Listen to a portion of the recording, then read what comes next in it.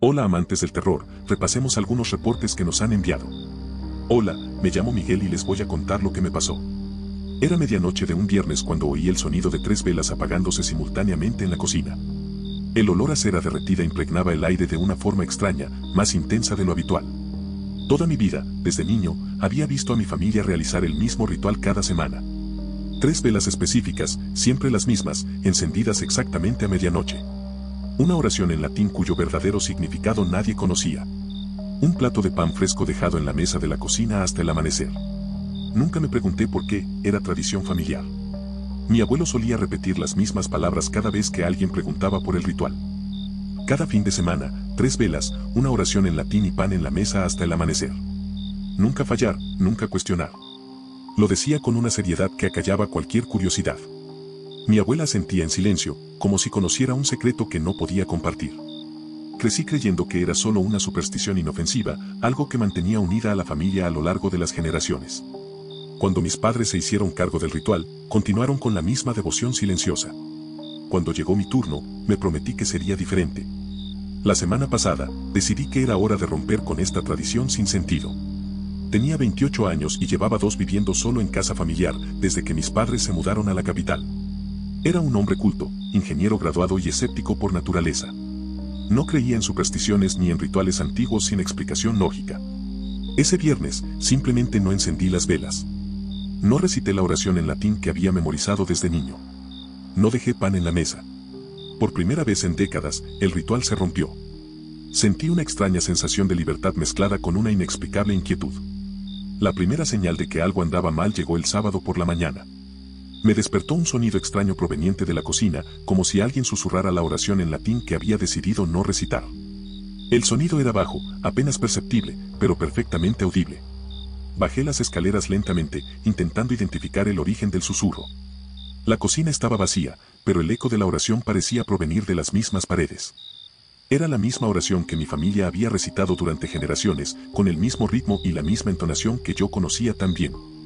Por un momento, pensé que quizá fuera mi imaginación, quizá el eco de viejos recuerdos. Al acercarme a la mesa donde solíamos dejar el pan, percibí un olor dulce y rancio que me hizo retroceder instintivamente.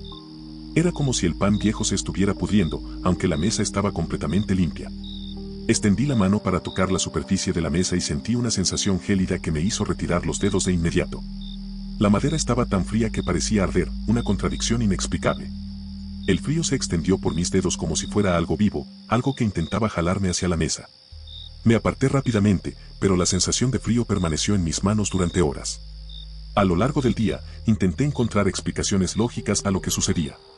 Quizás se trataba de un problema de humedad en la casa, o de una fuga que causaba olores extraños. Quizás la calefacción funcionaba mal, causando fluctuaciones de temperatura. Busqué evidencia física, algo concreto que pudiera explicar el fenómeno. No encontré nada. La casa parecía normal en todos los sentidos, salvo por esos detalles inquietantes que no podía ignorar. La sensación de haber roto algo importante crecía en mi interior, pero la combatí con toda mi racionalidad. El domingo, decidí explorar el ático de la casa, un lugar al que rara vez subía. Siempre supe que allí había unos baúles viejos, pertenecientes a generaciones anteriores de la familia. Quizás podría encontrar alguna explicación al origen del ritual, algo que me ayudara a entender por qué mi familia lo consideraba tan importante. Subí las polvorientas escaleras con una linterna, decidido a descubrir la verdad. El ático estaba lleno de muebles antiguos, fotografías amarillentas y documentos viejos. En un rincón, encontré un baúl de madera con el nombre de mi bisabuelo grabado en la tapa. Dentro del baúl, descubrí una colección de diarios manuscritos, algunos tan antiguos que las páginas se desmoronaban al tacto. El diario más reciente era el de mi bisabuelo, fechado hace casi 100 años. Empecé a leer las entradas con creciente curiosidad. Las primeras páginas hablaban de la vida cotidiana, trabajo, familia y asuntos mundanos. Pero a medida que seguía leyendo, las entradas se volvían más inquietantes. Mi bisabuelo escribió sobre presencias en la casa, sobre acuerdos, hechos con entidades que no podía comprender del todo. Una entrada en particular me llamó la atención. Estaba fechada exactamente una semana antes de la muerte de mi bisabuelo. Escribió sobre haber despertado algo que no debería haber despertado durante un intento por proteger a su familia de una enfermedad que asolaba la región. Describió un ritual de invocación que había realizado en el ático, pidiendo protección para sus descendientes. La protección le fue concedida, pero a un precio. Mencionó que se había hecho un trato y que la familia debía mantener ciertas prácticas para honrarlo. Las 3 velas, la oración en latín, el pan en la mesa. Todo formaba parte del pago continuo por la protección recibida. La última entrada del diario fue aún más inquietante. Mi bisabuelo escribió sobre sueños en los que aparecía una figura encapuchada exigiendo una deuda. Dijo que mientras se mantuviera el ritual, la familia estaría a salvo. Pero si alguna vez se rompía el acuerdo, lo que despertamos, volvería para cobrar el precio completo. Terminó la entrada con una advertencia desesperada a las generaciones futuras: nunca rompan el ritual, nunca cuestionen su necesidad, mantengan siempre el acuerdo vigente. Las palabras estaban escritas con letra temblorosa, como si estuviera aterrorizado al escribir. Para cuando terminé de leer el diario, el sol ya se había puesto. La casa estaba sumida en la oscuridad, y sentía un peso creciente en el pecho. Empecé a comprender que había roto algo mucho más importante que una simple tradición familiar. Había roto un acuerdo ancestral, un contrato hecho en la desesperación que había protegido mi linaje durante generaciones. La racionalidad luchaba contra una creciente sensación de temor, pero la evidencia estaba ahí, escrita con la letra de mi bisabuelo. Bajé del ático con el diario en la mano, sabiendo que tenía que tomar una decisión. Era casi medianoche cuando llegué a la cocina. El aire era denso, cargado de una tensión que se sentía física. Dejé el diario sobre la mesa y miré a mi alrededor, buscando indicios de lo que mi bisabuelo había descrito. Por un instante, todo pareció normal. Luego, poco a poco, comencé a notar cambios sutiles en la habitación. El aire se volvió más frío, como si alguien hubiera abierto una ventana invisible. El olor dulzón y rancio regresó, esta vez más intenso. Y entonces, en un rincón de la cocina, vi una sombra que no debería haber estado allí. La sombra se movía independientemente de cualquier fuente de luz. Era alta, encapuchada, tal como mi bisabuelo la había descrito en sus sueños. No era completamente sólida, pero tenía la suficiente presencia como para ser innegable. La figura se acercó lentamente a la mesa donde yo estaba, extendiendo una mano que parecía hecha de humo negro. Podía sentir su anticipación, su paciencia finalmente agotada tras décadas de pagos puntuales. El acuerdo se había roto, y ahora venía a cobrar la deuda completa. Mi corazón latía tan fuerte que pensé que se detendría. En ese momento de terror absoluto, comprendí que tenía 2 opciones. Podía intentar racionalizar lo que veía, convencerme de que era producto del estrés y la sugestión psicológica que me causaba leer el diario. O podía aceptar que había fuerzas en el mundo que mi educación racional no podía explicar y que mi familia había encontrado la manera de coexistir con una de ellas. La figura esperó, inmóvil, mientras tomaba mi decisión. Sus intenciones eran inequívocas. Había venido a cobrar una deuda y no se iría hasta recibir el pago. Quizás fue simplemente el resultado de una mente sugestionable que leía historias antiguas en una casa vieja y sombría. Quizás el estrés de romper una tradición familiar creó alucinaciones convincentes que confirmaron mis temores subconscientes. O quizás mi bisabuelo realmente hizo un trato con algo más allá de la comprensión humana y rompí lo único que mantenía a mi familia a salvo. Desde esa noche, cada viernes a medianoche, enciendo 3 velas, recito la oración en latín y dejo pan en la mesa hasta el amanecer. Antes de pasar a la siguiente historia, suscríbete a nuestro canal. Seguimos. Hola, me llamo Carlos y les voy a contar lo que me pasó. Era sábado por la mañana cuando descubrí que todos los espejos de la casa se habían agrietado durante la noche. No eran grietas aleatorias ni causadas por un impacto, sino líneas precisas que formaban la misma imagen en cada superficie reflectante, una mano extendida, como si alguien estuviera pidiendo o exigiendo algo. Conté 7 espejos afectados, desde el espejo grande de la sala hasta el pequeño del baño de invitados. Todos mostraban exactamente la misma figura, con las mismas proporciones y orientación. Era imposible que fuera casualidad. Mi madre siempre tenía un ritual extraño con los espejos de su casa. Todos los viernes a medianoche, cubría cada uno con sábanas blancas, murmurando algo que nunca entendí del todo. Cuando le preguntaba por qué, siempre respondía con la misma frase: para que no vean lo que no deben ver. Era una tradición que había heredado de su madre, y ella de su madre, de generaciones atrás. Crecí pensando que era solo una superstición relacionada con la mala suerte o la energía negativa.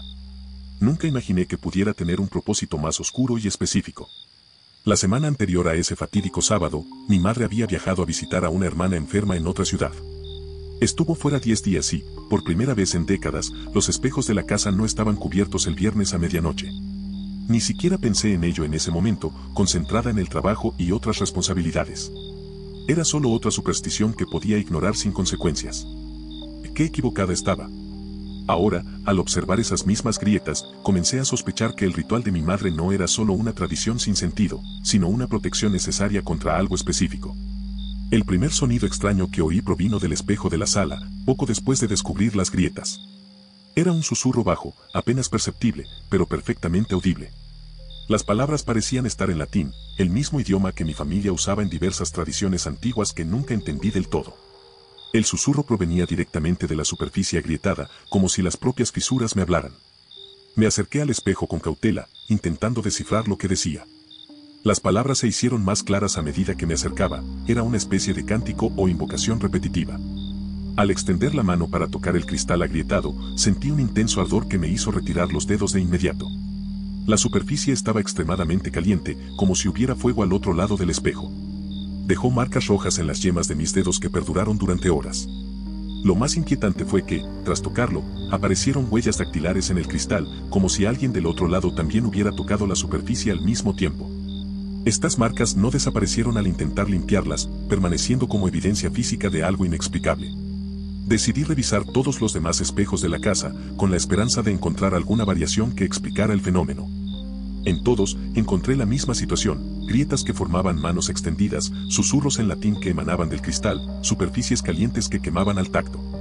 En el espejo de mi dormitorio, las huellas eran más numerosas, como si varias manos hubieran intentado tocar la superficie simultáneamente. En el espejo del baño, el susurro era más fuerte y apremiante. Era evidente que algo intentaba comunicarse o, peor aún, intentaba traspasar las barreras que representaban los espejos. Llamé a mi madre, intentando mantener la calma mientras le contaba lo que estaba pasando. Hubo un largo silencio al otro lado de la línea antes de que respondiera con una voz tensa que nunca antes le había oído.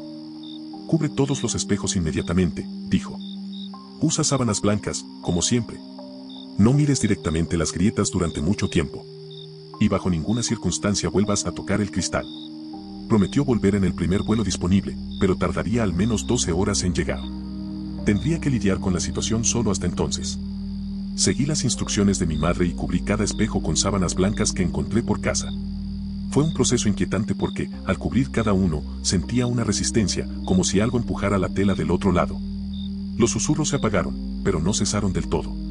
Los oía a través de las sábanas, como voces lejanas conversando en un idioma que reconocía vagamente de las tradiciones familiares, pero que no podía traducir. La sensación de ser observada por múltiples pares de ojos invisibles aumentaba con cada espejo que cubría. Por la tarde, noté que mi propio reflejo empezaba a comportarse de forma extraña en los espejos cubiertos.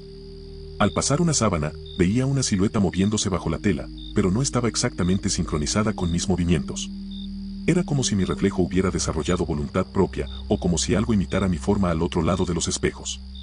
La temperatura de la casa también había cambiado, siendo mucho más fría cerca de cualquier superficie reflectante, incluso las cubiertas. Al acercarse la noche, el fenómeno se intensificó. Los susurros se hicieron más fuertes y apremiantes, incluso a través de las sábanas.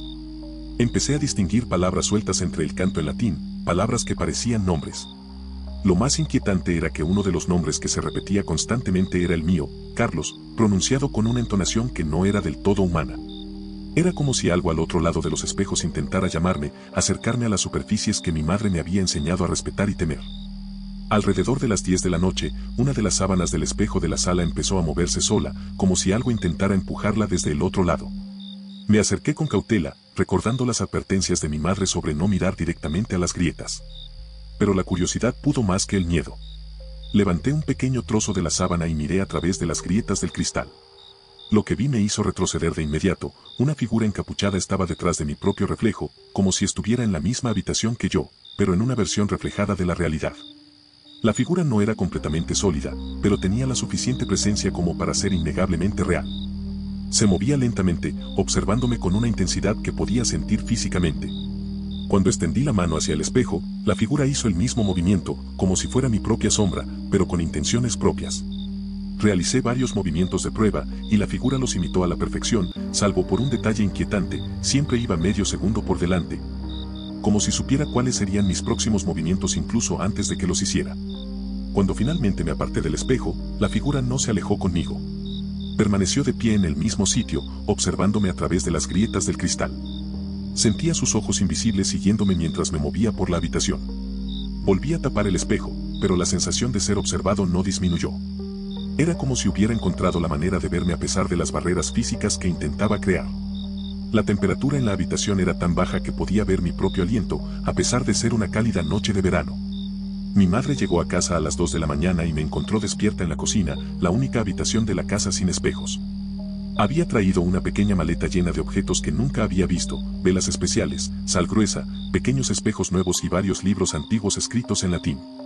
Sin decir palabra, se puso manos a la obra, quitando las sábanas de cada espejo y realizando un complejo ritual que incluía encender velas, esparcir sal y recitar largos pasajes en latín.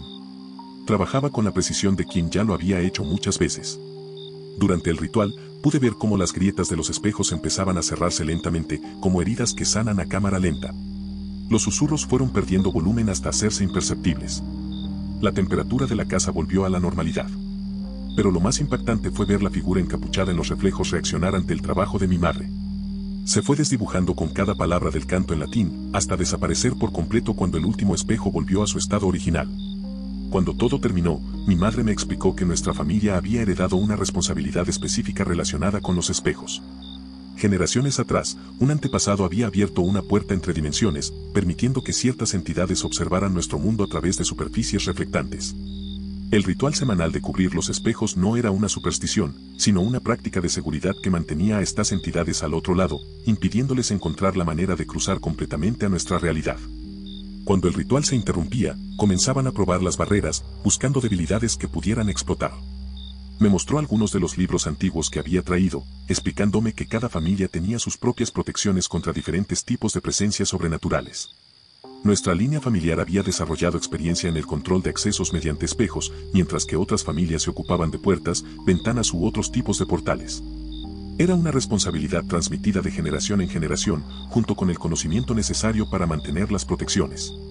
Yo había crecido protegida por estas prácticas sin comprender jamás su verdadera importancia. Durante los días siguientes, aprendí los rituales que mi madre había reservado durante tantos años. Era un sistema complejo de protección que requería dedicación constante y un conocimiento preciso.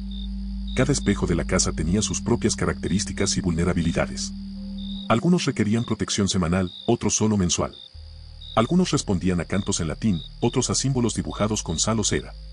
Era como gestionar una red de seguridad invisible que protegía no solo nuestro hogar, sino a toda la familia de amenazas que la mayoría ni siquiera conocía. Ahora, todos los viernes a medianoche, cubro los espejos de la casa con sábanas blancas, siguiendo al pie de la letra los procedimientos que me enseñó mi madre. Recito las palabras en latín que he memorizado con esmero, asegurándome de que cada sílaba se pronuncie correctamente. Observo atentamente cualquier cambio en los reflejos, cualquier señal de que las barreras se estén debilitando. Es una responsabilidad que tomo muy en serio, sabiendo que la seguridad de mi familia depende de mi constante vigilancia.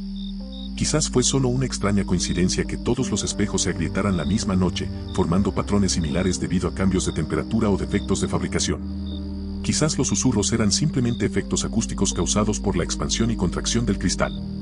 O quizás mi familia es la verdadera guardiana del conocimiento ancestral sobre fuerzas que existen más allá de la percepción normal, y experimenté en carne propia lo que ocurre cuando estas protecciones fallan. Desde esa noche, no he dejado de cubrir los espejos y nunca más se han agrietado. Antes de pasar a la siguiente historia, suscríbete a nuestro canal. Seguimos. Hola, me llamo José y les voy a contar lo que me pasó. Era domingo por la mañana temprano cuando oí el sonido de cadenas arrastradas por el ático de la casa, donde nadie había estado en generaciones. El sonido metálico resonó en el techo del segundo piso, un sonido pesado y deliberado que parecía seguir un patrón específico. 3 largas caladas, una pausa, 3 cortas. Se repetía incansablemente, como si algo intentara comunicarse a través de un código rudimentario. Era un sonido que nunca había oído en esa casa, a pesar de haber vivido allí durante más de 30 años. La familia siempre evitaba mencionar el ático, tratándolo como si simplemente no existiera.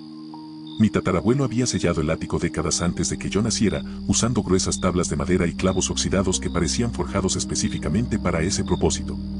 Siempre que alguien de la familia preguntaba por ese espacio sellado, respondía con la misma frase enigmática: lo que pasa, se queda arriba.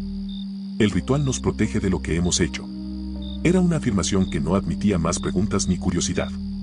Las generaciones posteriores respetaron esta decisión en silencio, como si existiera un entendimiento tácito sobre la importancia de mantener esa zona inaccesible. Crecí sabiendo que había un ático sobre nuestras cabezas, pero nunca cuestioné por qué estaba sellado ni qué podría contener. La semana anterior a ese fatídico domingo, mi familia se había reunido para hablar sobre la venta de la casa. Éramos los últimos descendientes directos de mi tatarabuelo, y el mantenimiento de la propiedad se estaba volviendo demasiado caro. Durante las conversaciones sobre las reformas necesarias para aumentar el precio de venta, alguien mencionó la posibilidad de abrir el ático para crear más espacio habitable. La idea fue rechazada de inmediato por los miembros mayores de la familia, pero ninguno pudo explicar satisfactoriamente por qué. Hablaron vagamente de respetar la voluntad de los antepasados y mantener las tradiciones familiares, pero sus justificaciones parecían evasivas e incompletas. El sonido de cadenas comenzó justo a medianoche, interrumpiendo mi sueño con su cadencia hipnótica y perturbadora. Al principio, intenté ignorarlo, convenciéndome de que podría tratarse de algún problema estructural en la vieja casa, quizá de tuberías viejas que se dilataban con los cambios de temperatura. Pero la regularidad del patrón sonoro desmentía esta explicación racional. No era aleatorio ni inconsistente, como lo serían los ruidos causados por problemas mecánicos. Era deliberado, intencional, como si algo intentara llamar la atención o transmitir un mensaje específico a través de este código primitivo de metal sobre madera. Me levanté de la cama y caminé hacia el pasillo del segundo piso, colocándome justo debajo de donde parecían provenir los sonidos. El techo estaba ligeramente caliente al tacto, una temperatura inusualmente alta considerando que era una fría noche de invierno. Podía sentir sutiles vibraciones a través de la madera, como si algo pesado se moviera justo encima. Las corrientes continuaban su patrón rítmico, pero ahora podía distinguir otros sonidos mezclados, algo parecido a una respiración pesada e irregular, como si una criatura grande se estuviera esforzando intensamente. Exactamente a medianoche, las cadenas se detuvieron bruscamente.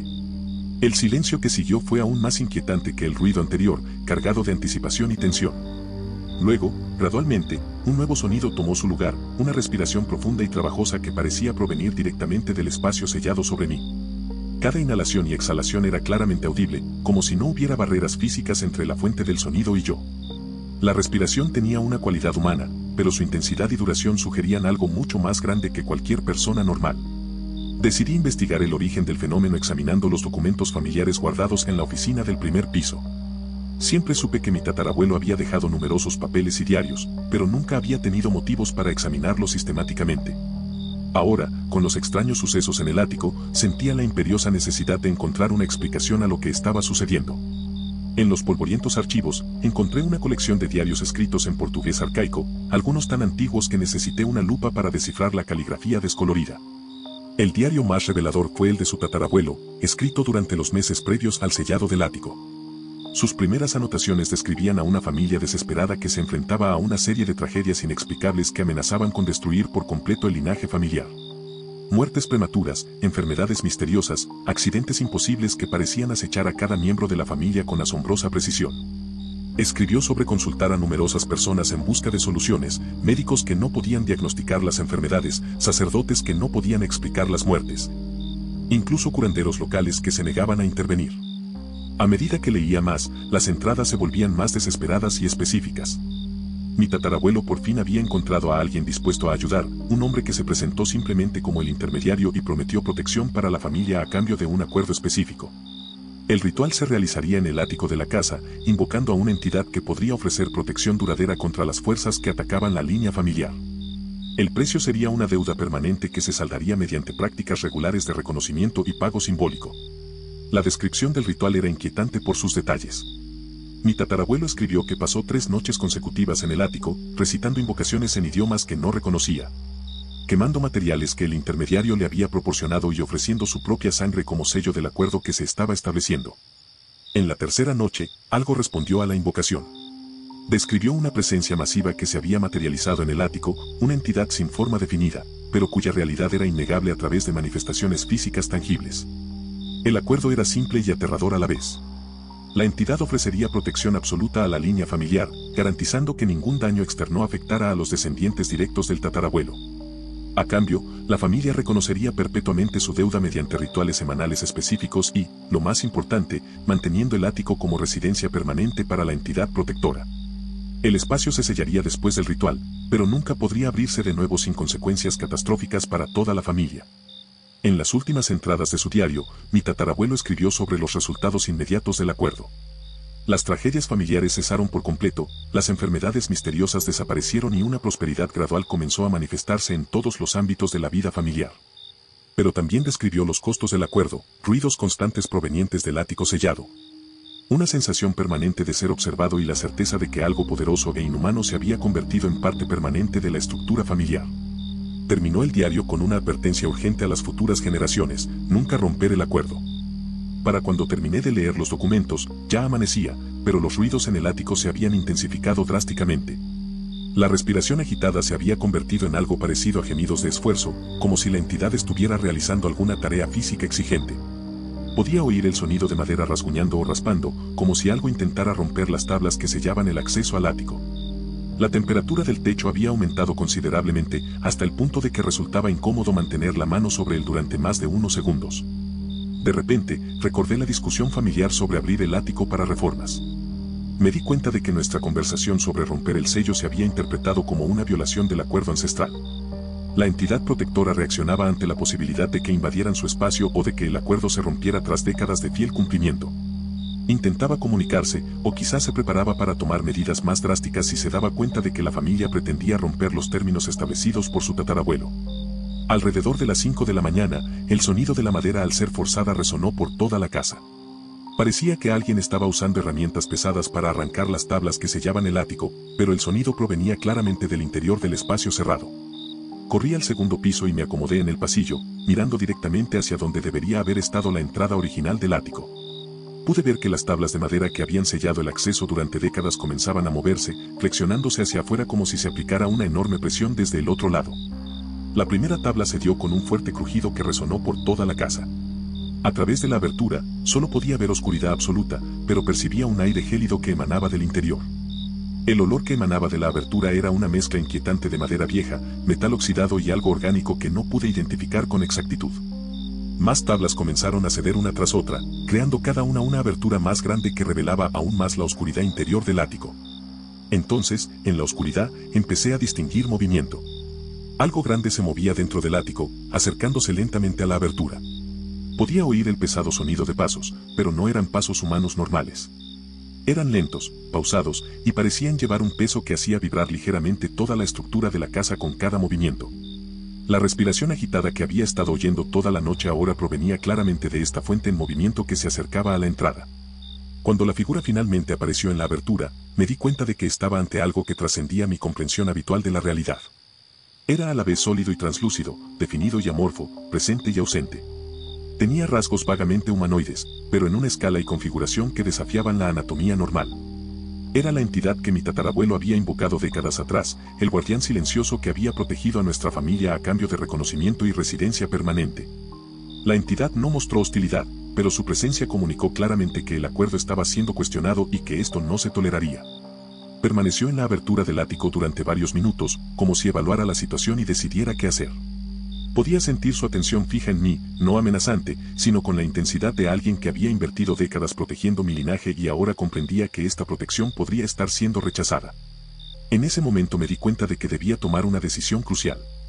Podía intentar justificar lo que veía como producto del estrés, la falta de sueño y la sugestiva influencia de viejos diarios. Podía convencerme de que era simplemente una elaborada alucinación causada por la atmósfera histórica y misteriosa de la vieja casa. O podía aceptar que mi familia, en efecto, se había beneficiado de protección sobrenatural durante generaciones, y que esta protección conllevaba responsabilidades específicas que no podían ignorarse impunemente. Lentamente, comencé a retroceder hacia las escaleras, manteniendo un respetuoso contacto visual con la entidad, pero dejando claro que no pretendía desafiarla ni invadir su espacio. Observó mis movimientos con atención, como si evaluara mis intenciones. Al llegar al final del pasillo, la entidad se retiró lentamente al ático y las tablas de madera comenzaron a reubicarse, sellando la abertura como si nada hubiera pasado. Durante los días siguientes, convencí a mi familia de abandonar definitivamente cualquier plan de modificar el ático o alterar los sellos colocados por mi tatarabuelo. No mencioné los eventos específicos que presencié, simplemente argumenté que debíamos respetar las tradiciones familiares y mantener la casa exactamente como la dejaron nuestros antepasados. Curiosamente, todos accedieron sin mucha resistencia, como si existiera una comprensión instintiva de la importancia de preservar ciertas prácticas familiares. Ahora mantengo todos los rituales que encontré descritos en los diarios de mi tatarabuelo, asegurándome de que nuestra deuda ancestral siga siendo debidamente reconocida. Enciendo velas específicas en fechas señaladas, recito palabras en idiomas que no entiendo del todo y dejo ofrendas simbólicas en lugares designados por la tradición familiar.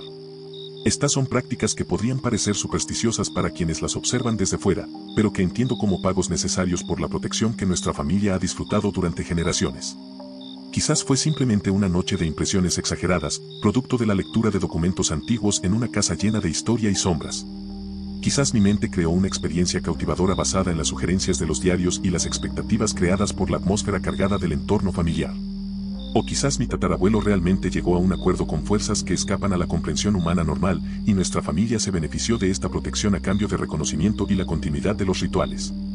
El ático permanece sellado, y nuestra familia sigue protegida.